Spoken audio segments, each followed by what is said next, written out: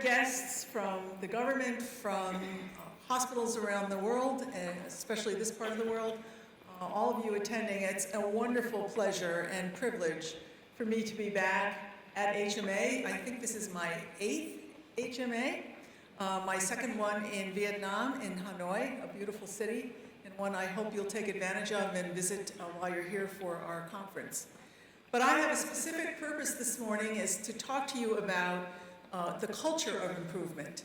And so let's get started with that. And I want to start just with a couple of slides about Joint Commission International. Most of you are familiar with us, and if you're not, I invite you to visit our booth out in the lobby today. But we're a patient safety and quality organization, a quality improvement organization, and we're a not-for-profit driven by a mission to help patients and organizations around the world. And I do like to give you our update every time I have a privilege of coming here, is to show you how we've expanded, and we continue to expand. We work in 90 countries, as Dr. Sabal said, but we actually accredit in 71 countries. And wherever you see blue on the map, there's some influence of JCI somewhere in the world. And I'm very pleased to tell you today, and we're celebrating all year, this is the 20th anniversary of Joint Commission International, accrediting outside the United States. And we're over 1,000 organizations, as you can see, and we're very proud of that growth, which has continued over the years, beginning in 1999. And then I just wanted to give a little overview. This is our footprint in Asia Pacific. You can see we have a very good selection of countries here. Some of the bigger countries with the largest number of organizations accredited include Thailand and China. But we see growth here in Vietnam. There we go. There we go. A small but growing footprint in Vietnam with hospitals and an ambulatory care center. So we're looking forward to continued growth in this country and in this part of the world. So my topic today is safety culture and a strategy for improvement in reducing patient harm. But mostly what I want to talk about is about the role of leaders in patient safety and culture and reducing harm. There is no specific strategy. Strategies are evolved from each individual organization based on where they are and based on their needs. But we definitely have to have a good leadership team to improve the safety and the culture of an organization interested in reducing patient harm. So elements of the patient safety system, it really starts with strong leadership support. The leaders are the ones responsible for the culture of an organization. And so we begin with leaders, we go to culture, and then once we have a good culture and we begin to understand our issues, we need to have a method to improve our processes and methods of patient care to reduce harm in organizations. A proactive risk assessment process, which means rather than waiting for bad things to happen, to imagine all of the bad things that can happen and fix them before they do. And one of the things we talk about at the Joint Commission and at JCI is for us to think more like engineers. You know, there's a optimism in healthcare among physicians and nurses and other professionals about how good we are. And that's good, that's okay. It's good to be optimistic, it's good to be proud, but a little humility is also a good thing for patient care and patient safety. And so when I say proactive risk assessment, to think more like engineers. Engineers are very, very caught up and thinking constantly about everything that can go wrong. They're far more pessimistic about everything, which is good because they're thinking about things that can go wrong. We tend to be a little too optimistic, so we need to think about changing the way we think. I'm not sure why these slides are blinking, but we're just going to keep pushing through them. So let's talk a little bit more about leadership. And this is a model we use a lot at the Joint Commission and at JCI, and it really is around how we see organizations move more towards organizations and industries that have low rates of harm. So in this respect, we're talking about industries like aviation and nuclear power plants. Highly complex organizations, but have very, very little in the way of harm. And so what we see is a three-part model here that has leadership, that has safety culture, and that has what we call RPI, and usually that refers to things like Lean, Six Sigma, and change management.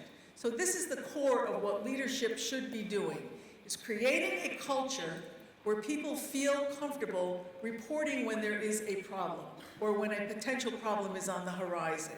And to the extent that we do that, we are able to create trust among our employees who see that reports are followed up on, that we begin to see improvement in the process of patient care, and you get a constant cycle of people reporting and improving on processes and reducing harm. The strategy that I'm talking about today is really at the top here, is the leadership creating that culture. So what do hospital leaders need to think about? What do you need to do every day? So you are responsible for the culture. Culture does not come bottom up. Culture comes top down. And so the leadership has an enormous opportunity to implement and design a culture that's meant to reduce harm to patients in the hospital. So one of the things leaders need to think about is the environment. Is it an environment of reporting and honesty and transparency? Your behaviors, your individual behaviors, are very important, and I'll talk more about that in a second. Really safe organizations with good cultures are learning organizations, which means that as one part of the hospital learns about how to fix a process, it's shared across the hospital on a regular basis. And leaders are responsible for that type of learning organization. Leaders are responsible to stop the intimidating behavior that often happens in healthcare. We tend to be a very hierarchical industry. Surgeons, doctors, nurses, other technological professionals, but we have a very strict hierarchy in many respects. And that is not necessarily helpful for creating a safety culture in an organization. So a leader, a good leader, recognizes that and unbundles that hierarchy and begins to understand that each in the organization have a key role in patient safety. And respecting the hierarchy, but working within it to improve culture. The other thing leaders are responsible for, and this is always hard, is making sure that there's enough money to do this. A safe culture requires training. We have to engage with employees. We have to talk about what that means. And so it means that, as many things in a hospital, leaders have to be aware of the amount of money it takes to do these kinds of things. A fair and just safety culture. What is it? What are we talking about when we say that? And certainly a culture in an organization reflects all of the things that I have on the slide. The values, the attitudes, the perceptions. All of those things make up an organization's culture. And one organization's culture is not the same as another. So you need to really think about what is it like to work in this organization and what's our culture like. The leader, in order to have a fair and safe culture, has that cycle of trust, reporting, and improvement. One of the things that I think is interesting, and a quote that I use a lot when we talk about safety culture, and what we mean about it, and about this notion of eliminating intimidating behaviors and disrespectful behaviors across the hierarchy for everyone working inside of a hospital. And one of the ways to think about your culture, and it's a very humbling thing to think about, is some identify culture as the worst behavior that you tolerate. So if you're tolerating the surgeon who throws instruments in the operating theater, and there's no repercussions for that type of behavior, if you're tolerating people who just ignore hand washing rules and expectations, or don't follow the basic risk management practices of a safe hospital, you're defining the culture as the leader that that's what you'll tolerate. And the organization's employees are interested in what you do and how you behave. So your behavior in that respect is extremely important. One standard is applied to everyone.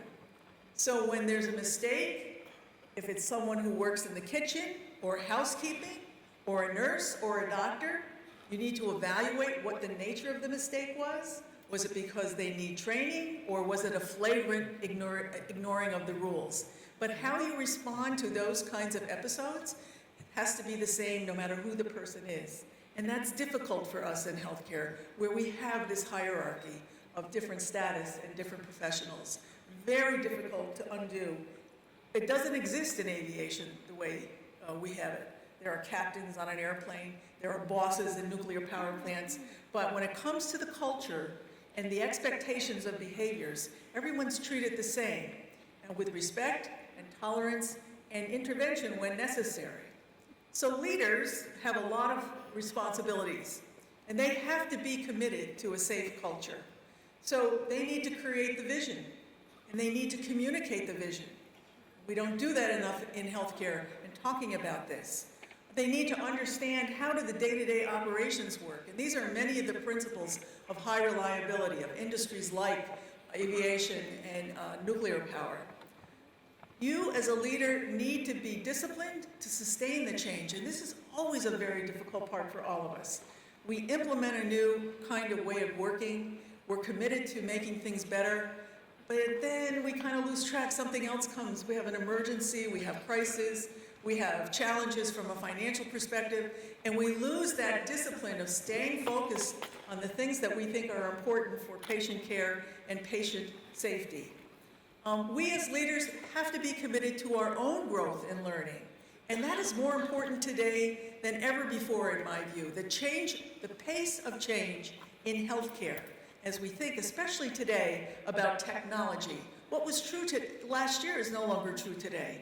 And so today, leaders, in addition to everything else, have to keep their own education and skills and knowledge up to speed and up to the current time in order to be relevant. We need to walk in the patient experience and be humble in the ignorance that we have of what that's like to be in a bed in a hospital and the frailty that people feel in that circumstance. And create an environment for tough questions. This is really a difficult one. This is really an essence of a safe culture. But a safe culture means that somebody can knock on your door and they don't have to be a big shot. They could be anyone in your organization and sit down and tell you, you need to look at a certain part of the organization, you need to do something different, these things aren't working. To get that kind of feedback, we don't always open our door that way. We don't always make it easy to approach us as leaders and tell us how we can do better. That's why I always struggle and tell and work and think about humility, humbleness in our ignorance. We are extremely ignorant about everything on a day-to-day basis.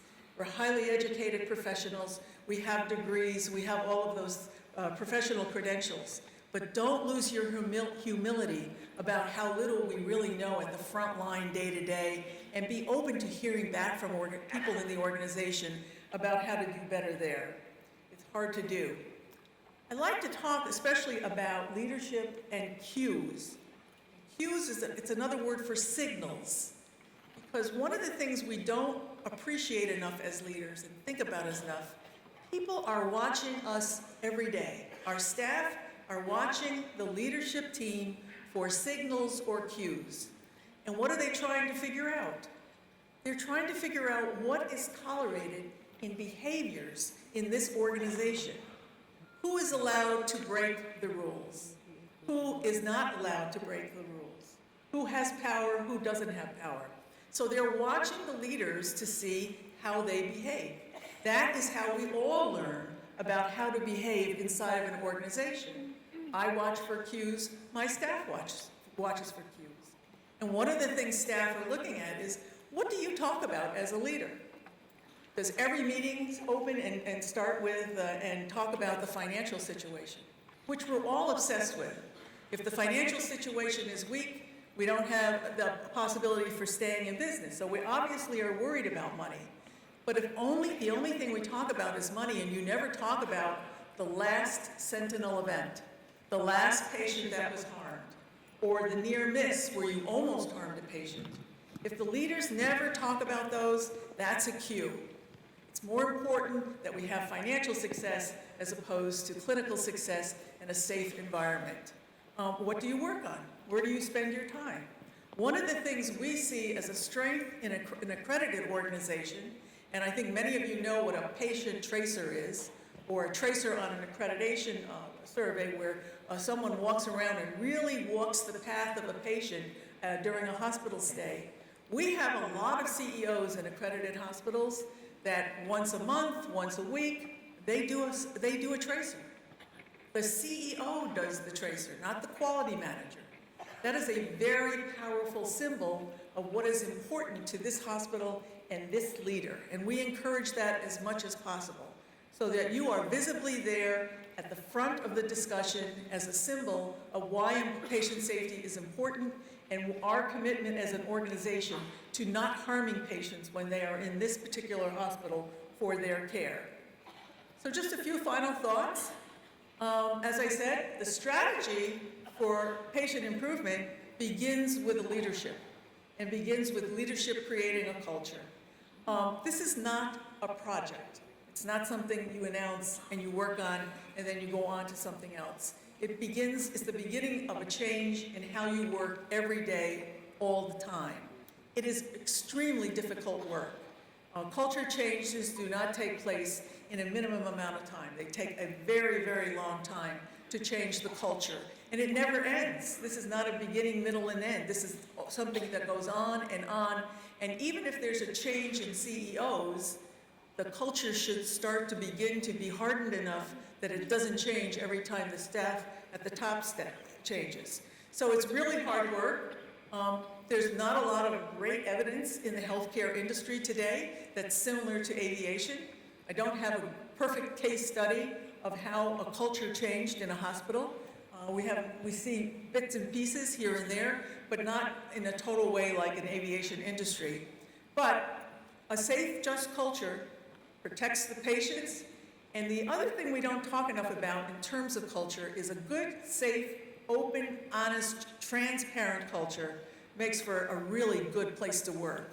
And your employees will be far more engaged and far happier to be a part of that. So I encourage you to begin your journey to a safe culture as your strategy for safety and reducing harm. Thank you very much.